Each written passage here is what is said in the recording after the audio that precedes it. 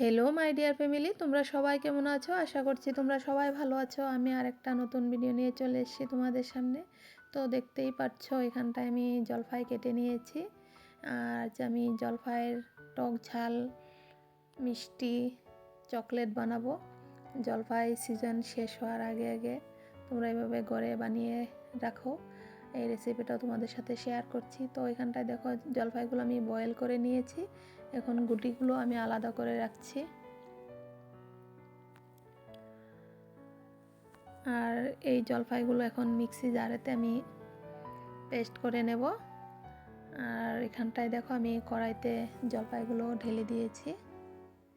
দিয়ে আমি অল্প গ্যাসের ফ্লেমটা লো করে আমি এটা নেড়ে দেব এখন, যাতে তলাতে লেগে না যায়। এটা খুব সাবধানে করতে হয়। আর এখন গুটিগুলো আমি দিয়ে দেব এটাতে।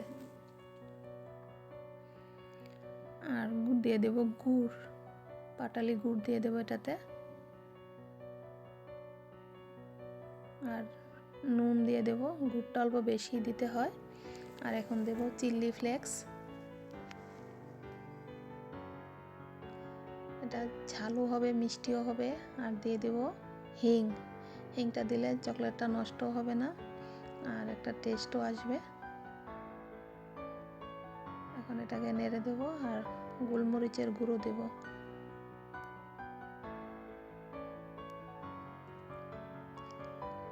আর এখানটায় অল্প কাশ্মীরি লঙ্কার গুঁড়ো দিয়ে দিয়েছি, কালারটা সুন্দর আসবে। আর এখানটায় কালো লবণ দিচ্ছি এখন।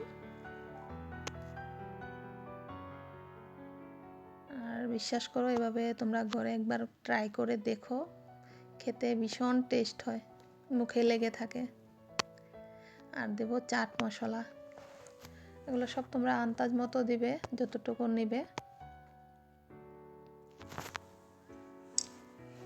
এখন এটাকে আমি ভালো করে নেড়ে এটাকে আমি শুকিয়ে নেব।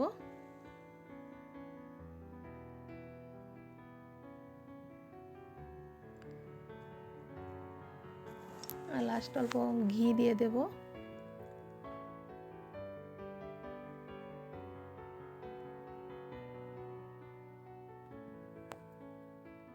তোমরা কে কোথায় থেকে আমার ভিডিওগুলো দেখছো কমেন্টে জানিও। আর এখানটায় দেখো একটা মশলা আমি পেস্ট বানিয়ে নিয়েছি। এটাতে গোটা ধনিয়া, গোটা জিরা, এলাচ, দারচিনি, লং, অল্প পাঁচফোড়ন দিয়ে আমি এটাকে শুকনো খোলায় ভেজে গ্রাইন্ড করে নিয়েছিলাম, ওগুলো দিয়ে দিয়েছি। এখন দেখো আমার হয়ে গিয়েছে। হাত দিয়ে আমি চকলেটের একটা গুটিও দিয়েছি, অল্প জলপাইয়ের পেস্টটাও দিয়েছি, দিয়ে আমি চকলেটের শেপ দিয়ে দিয়েছি। এখন চিলি ফ্লেক্স দিয়ে ঠান্ডা হওয়ার পর আমি এগুলো করতে হবে। এখন ফয়েলে মুড়ে চকলেট বানিয়ে নিচ্ছি। আর তাহলে এখনকার মতন আসি, তোমরা এবার ঘরে ট্রাই করে দেখো। সবাই ভালো থেকো, সুস্থ থেকো।